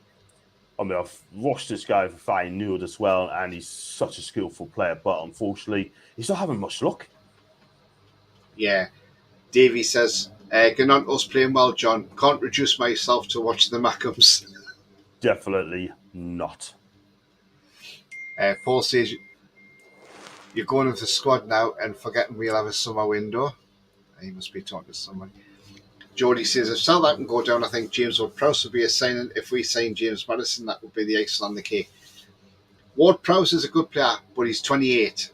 And the thing is, our owners won't buy a 28-year-old, will they? I don't think they will, because they want the younger players. And Southampton will want a lot of money for Ward-Prowse. And not only that, even if you wanted to sell him, you're not going to get your money back. So, where if you've got somebody younger, you've got a better resale value, and that's the way the owners will look at it, which is what a lot of clubs do. Ryan says, yeah, they're all ex-military. John, my granddad was in the Navy, and right, okay, mate, no worries. That's great. Thanks very much for that info. Wayne says, yes, lads. Ian says, no, would be a playoff. I've just checked a playoff. Man U, I have to go to Leeds on Sunday. Yeah, absolutely. And that's what I'm saying. They could get beat again, so it'd be great, wouldn't it? Wayne says, I heard that, like Ryan, Eddie Hope's channel, Tyneside Life. I've never seen his channel for a while. I don't know what's up with Eddie at the moment. He's not around, is he? I don't know, man. I mean, he has been in for quite a few weeks now, sort of thing. But he's a great guy. He's a top YouTuber. I would love to get him on our shows one day, but it's quite difficult. Doesn't do lives, does he? He doesn't know, and that's a shame because he would have been amazing. Yeah, I mean, I don't know when he last done a. Although he's put a video out 3 hours ago, John. Oh, he has been putting videos out. Oh, right.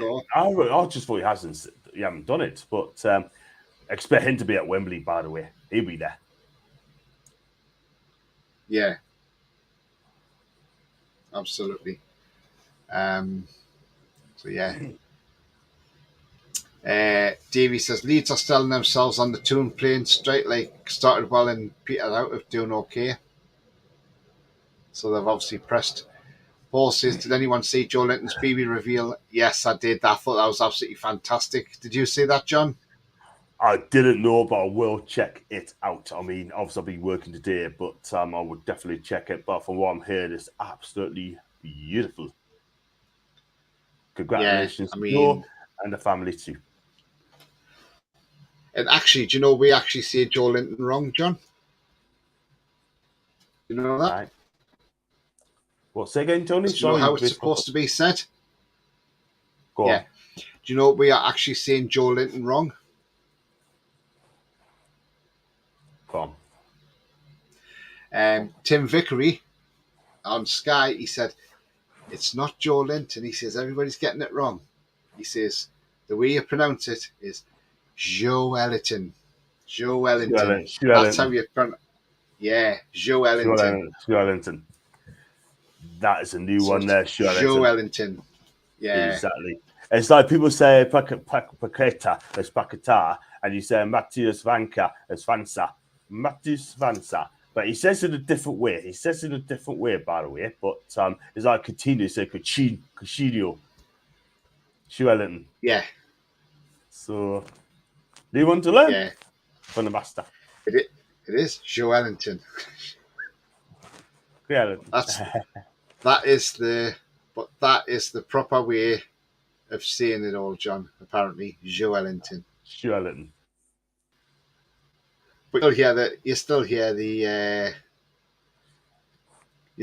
them calling him Joelinton on the commentary and everything, don't you? We do. So, we do. I mean, I'll just pop this on screen, John. And I'll give you a look at this, and then. But this was Joelinton on his baby reveal, and there we go. In case anybody hasn't, there is a video on it as well, so you'll have to check the video out. But that's his baby reveal at St James's in front of the East Stand. That is absolutely amazing. Let's just get a close eye bit. Yeah, of course that's I can, John. amazing. That is amazing, man. And I wish Joelinton and his family all the best on the newborn Ben. And that's amazing. Can you see that? Yes, I can. Yeah. Yeah. That is amazing. Oh, baby. Did all it is right with Joelinton? He had a tough start with us, didn't he, Tony? He had a tough start on this. He did. Right, And look, I was one of them. Didn't rate the guy. I thought he's complete utter waste of money.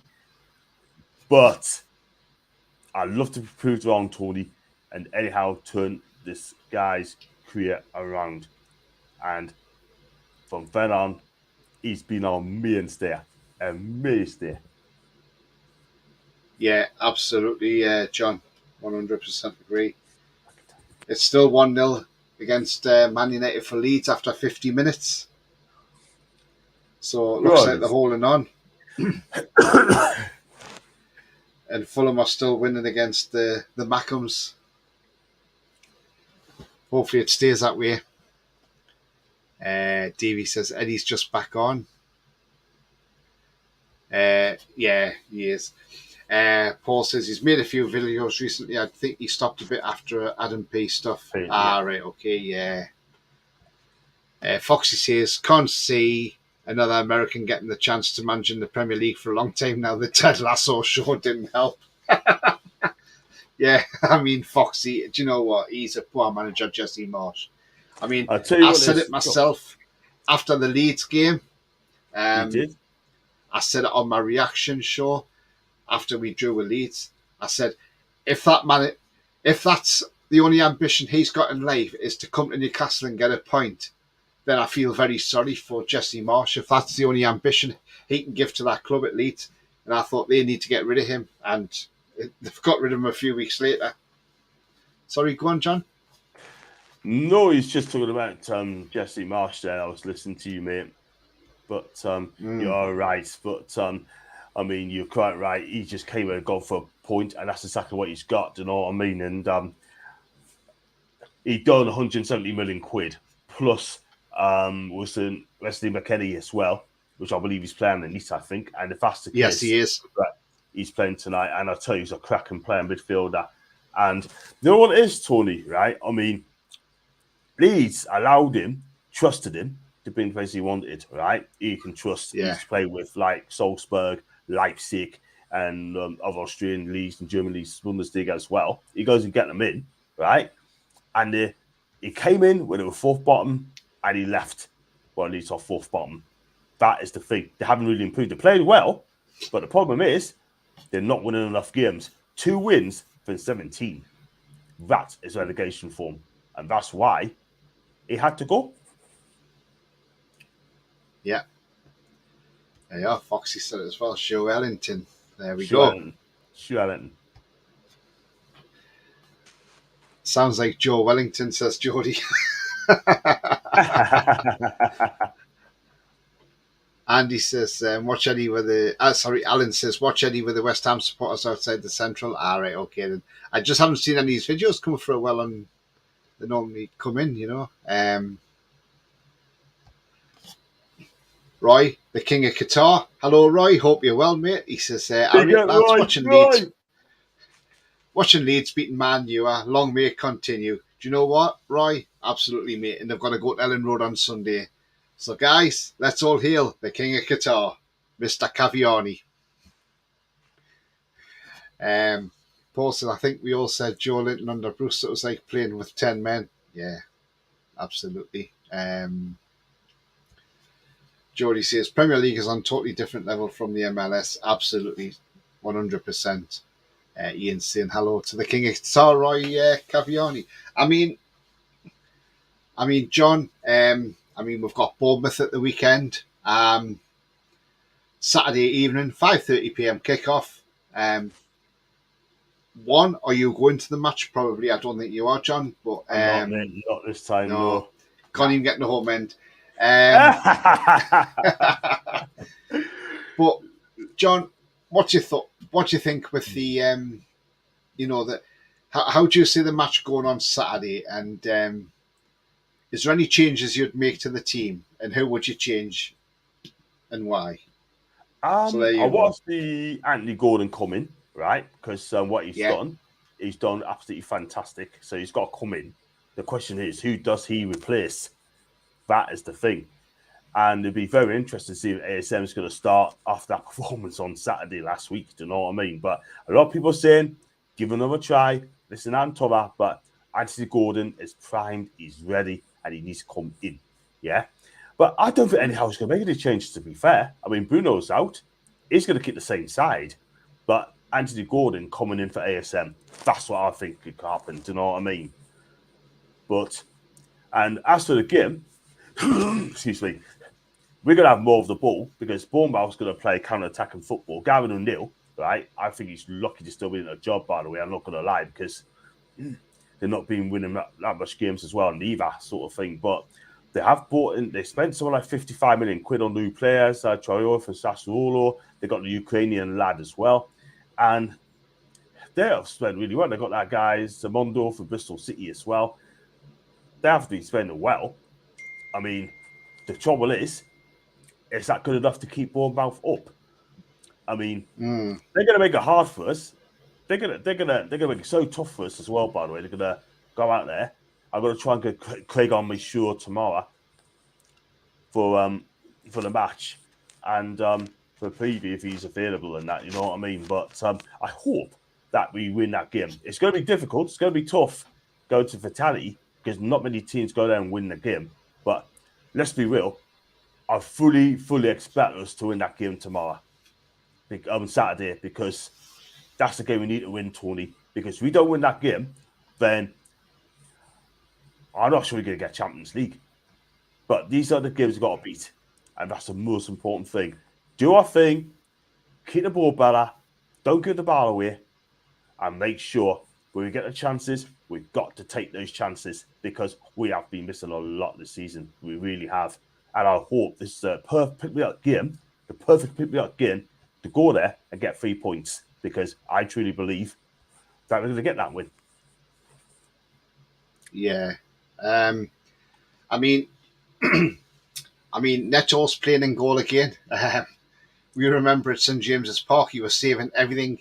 The only thing he couldn't save was the penalty. Thank God.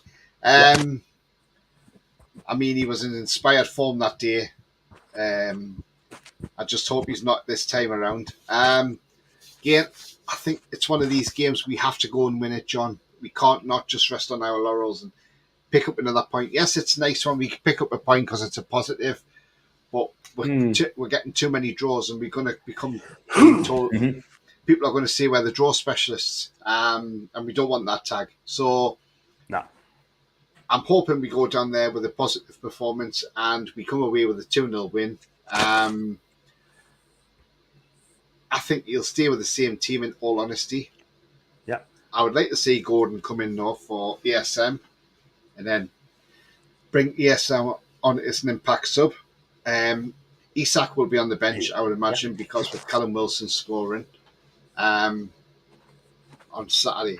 So, yeah, I'm going to say 2-0, John, as well. That's my prediction for Saturday.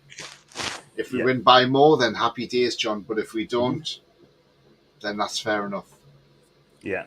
I'm going to go. I'm going to say I think Bournemouth will score. I think it's going to be 2-1 to us. I really, really do.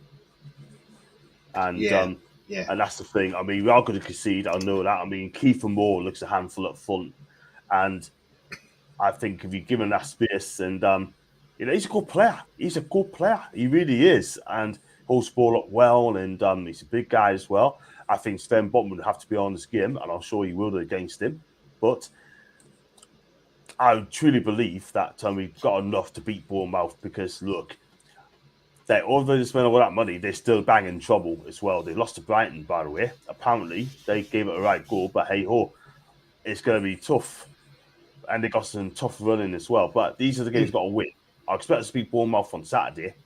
And like I said, if you don't win that game, then I know fans are going to say, stop being there, it's still in good position, yeah? But this is the game we've got to win. I'm sorry, we can't win that game.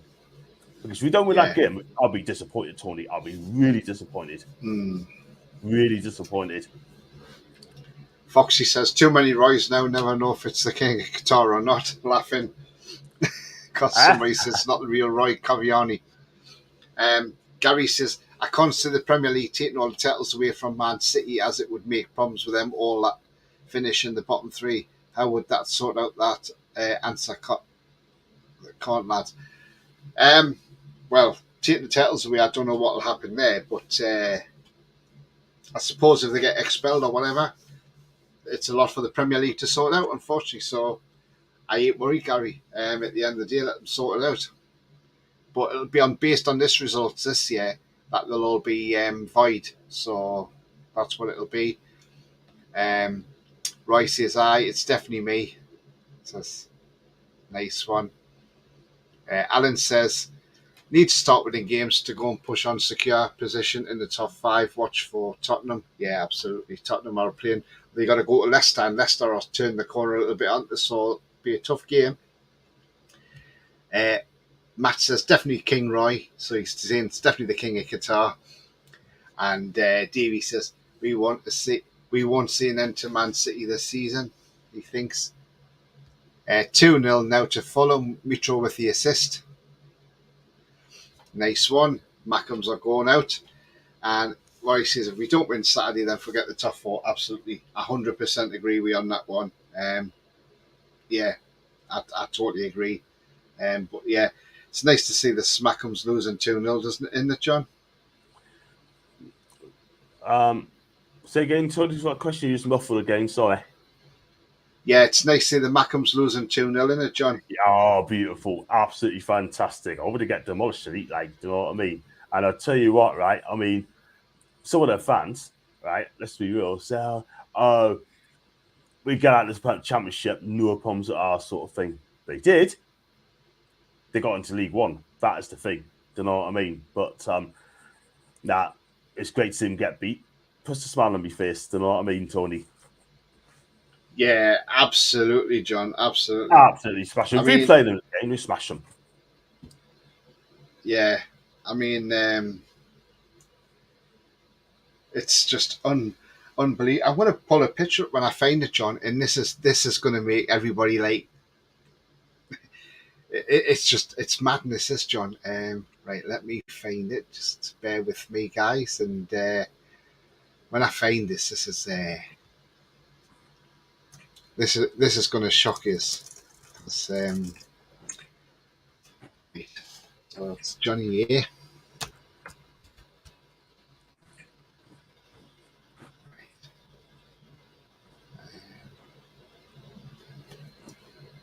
I'll find this picture. Oh, John, this picture's going to make you like, what on earth is going on here? I mean, it's like,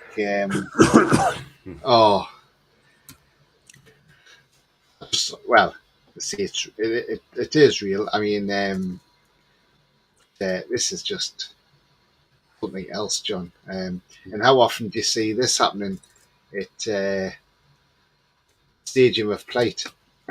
I call it the Stadium of Plate. That's it is, John. I'm just trying to get... there we are. Right, just bear with me. I've got the picture now, John. So, well, anyway, come on, there we go. So this is Sunderland versus Fulham, obviously going on at the Stadium of Light at the moment. And I'll bring this up, John. I mean, it's got to be a wind-up, surely. But it can't be because the guy's actually posted it on his Sky Q box. Right. I mean, take a look at that. Can you see what I'm talking about, John? What can you see in that picture, John? At the Stadium of Plate. A Man U flag, right? Yeah. How on earth you get that in Stadium of Light, man? Well, they're desperate for fans, John, aren't they? Desperate to fill the stadium, aren't they? So they'll have anybody in, won't they? I know. They must be that desperate. Or maybe they want to come here sort of thing, like check up on Newcastle, but they've got the wrong colour, the wrong striped shirts on top. You know what I mean? That's what they're trying to do. Or they may want to check up on Man United, check up on their... I don't know, man. I don't know. It is just a It's funny though, isn't it? It is. They want to come up, they've chosen the wrong team. They won't colour shirt. Crazy, man. Yeah. That is unbelievable, man. Oh, brilliant.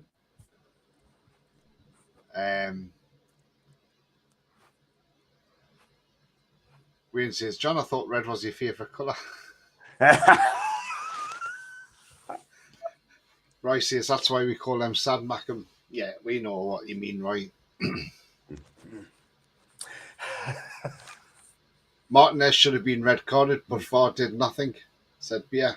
There you go again. They just go for look after the top clubs again. Scared. Liverpool, Man United. Yeah. Right, guys, we're coming to the end of the show now. So thank you to everybody in the chat, and thank you for having John on. Can you tell everybody where they can find you, John? Okie dokie. Thank you so much. You do find us on Tony. Yeah. You can find us on TikTok. You can find us on YouTube. You can find us on Facebook. Also, it's John Sinclair TV and John Sinclair 50 on Instagram. And if you go on Twitter, it's John_NUFC42. And do check us on there. If you follow us, I'll follow you back. And also, if you like my channel, which is John Sinclair TV, and do hit the subscribe button as well. It helps the channel to grow. I'm now on 4,300 and let's have a look now. 4,350 or something like that sort of thing. So yeah, just keep it going. It's absolutely amazing. And I'm doing the preview tomorrow night against Bournemouth, hopefully around about 10 to 7 o'clock, something like that. Just let you know and just keep your eyes open. Yeah. Paul says, yeah, he banged his foot in Bamford's face while on the floor, then scraped it down his head, getting up. Knew exactly what he was doing. Well, hopefully that might get looked into then. Absolutely. I mean, on field, says, play. Yeah, great show. Don't forget to like and subscribe on Exit. Thank you very much, Davey.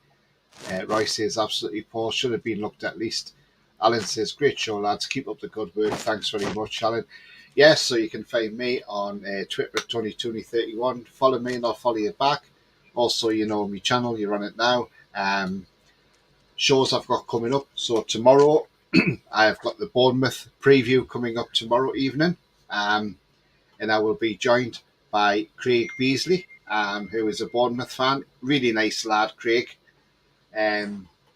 He's from up the cherries at different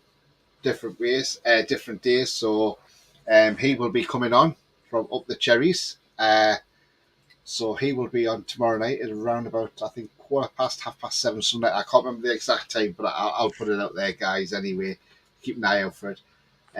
So I'll be joined by Craig. He's a really nice lad, and he's a big Bournemouth fan, and he'll tell you how real it is with Bournemouth. He won't give you any rubbish. He'll see how it is at Bournemouth. So join me and Craig tomorrow night, and should be a great show. So thank you very much, guys. I'll just go to some comments before we go off. Ian says, great show, guys. Yeah, thanks very much, Ian. Thanks very much indeed. Matt says, well done, Tony and John. Great show. Thanks very much, Matt. Enjoy your day ahead in Aussie land. Thank you, Matt. Gary says, you're both on Facebook, lads. Yeah, absolutely. Yeah, we are. King Qatar says, great show, lads. Thank you very much, Roy. Foxy says, take care, everyone. And great show. Thank you very much indeed, Foxy. Wayne says, see you next time, lads. Class show. Thank you very much. And Cyril says, Davey. Yeah. So thank you very much. Yeah. You know what? Like I say, if you like what you see, please smash the likes. It does help the channel at the search results. If you're brand new at the channel, then please hit the subscribe. It is free to do so. Helps the channel grow. And bell notification tells you when I'm live, have a pre-record, or any upcoming shows as well. So we've got one last comment come in. Tony, no arguments for no, absolutely not. No, this is how we should be, all friendly. Yes, football's about opinions, but we don't need to get overexerted on things. But guys, no, it's been great tonight in the chat. Thank you so much, guys. Thank you for showing all your support.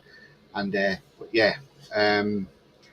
been a pleasure tonight, guys. And been on longer than I thought we were going to be on. But thank you very much, guys. Take care, and we'll see you later. Bye bye for now. Take care, guys.